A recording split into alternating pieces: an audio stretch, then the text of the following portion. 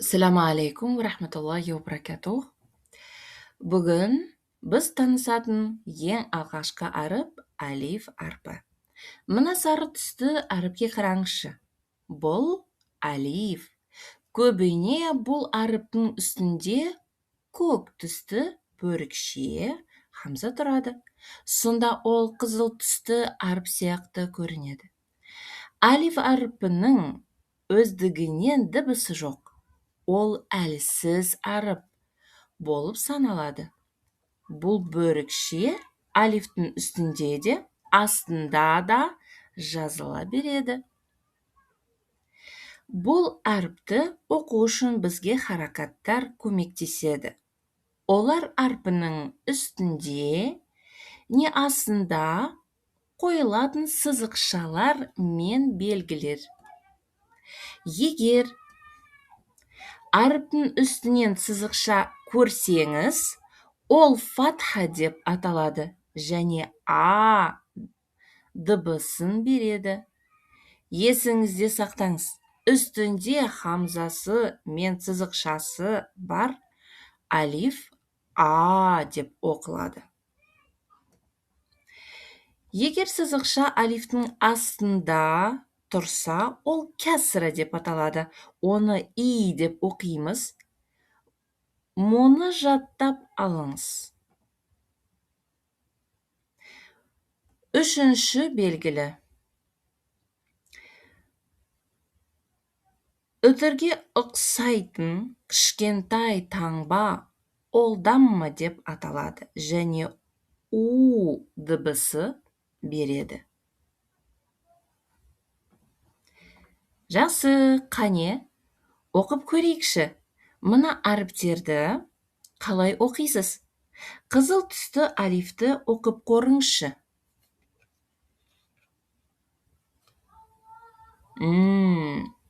Сәтті шақты бұл а. Келесі и. Жақсы. Ең соңғысы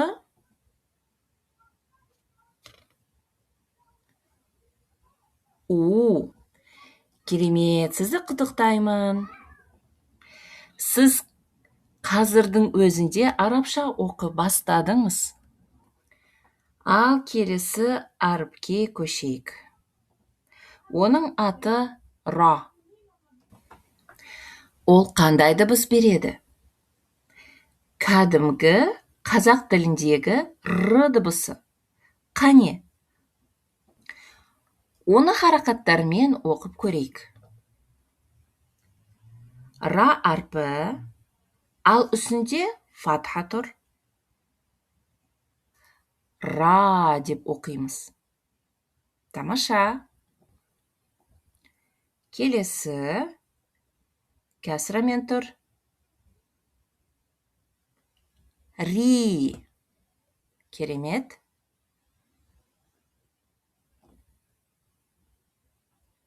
Даммамен тұр. Ру. Өте жақсы. Енді сізді жаңа бір белгімен таныстырайын. Ол сырттай нөлге ұқсайды. Кейде әріптің үстінде ештеңе жазылмауы мүмкін, бірақ көбіне осындай кішкентай дөңгелекті көресіз. Оның аты сукун.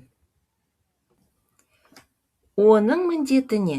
Бұл әріпте ешқандай дауысты дыбыс жоқ екенін білдіреді. Демек, сукуны бар ра әрпін жай ғана қатан р деп дыбысы ретінде оқимыз. Енді буындарды оқып көрейік.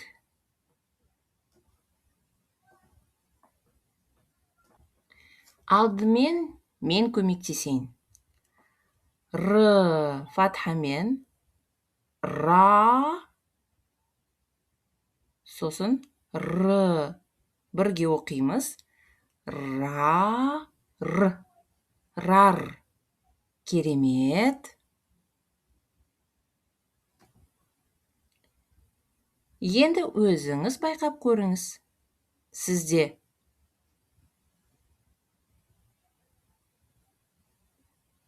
ри, р шығу керек еді.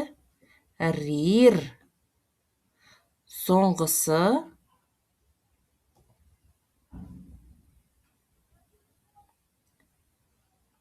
ру, р. Рур. Өте жақсы. Арбонды кем дегенде 2 реттен оқыңыз. Алдымен бояу, сосын тез. Келесі жолды оқимыз.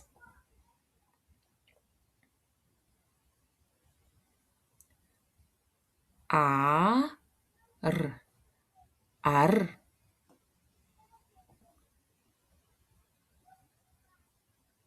Ир. Ир.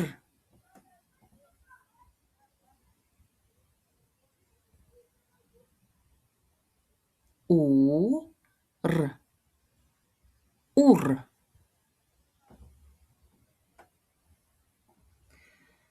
Бүгінгі ең соңғы әрпіміз ол за әрпі.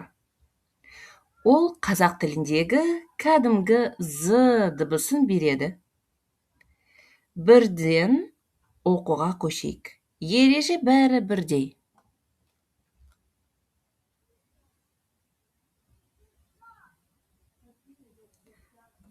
А-з.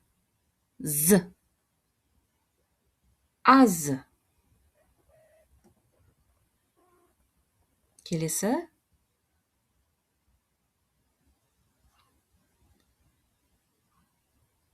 И-з. Из. Жақсы.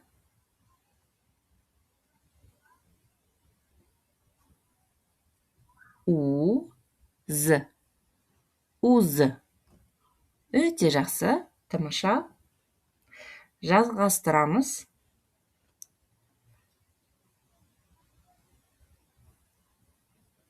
Зар. Зар.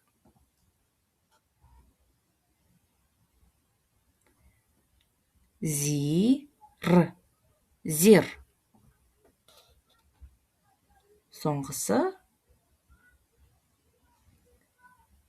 Зур. Зур. Керемет. Тоқтамаймыз, алға қарай жүреміз. Енді керісінше оқимыз. Раз. Раз.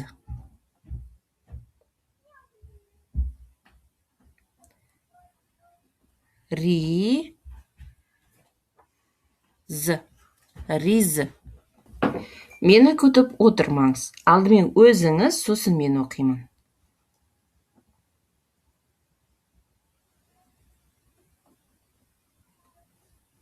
Руз.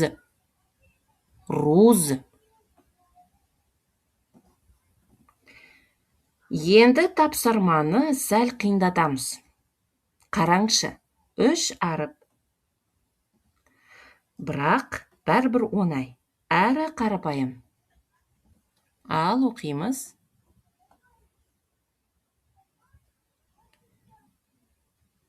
А-з. Ру. Азру. Келесі.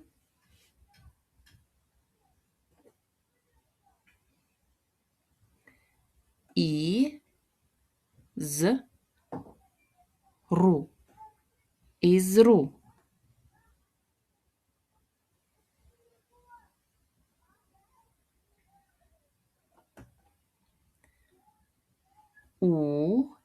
У-з-ру. Узру.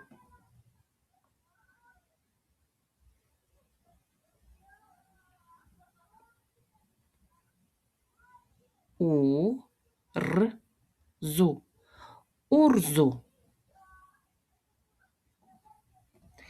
Сізді құттықтаймын.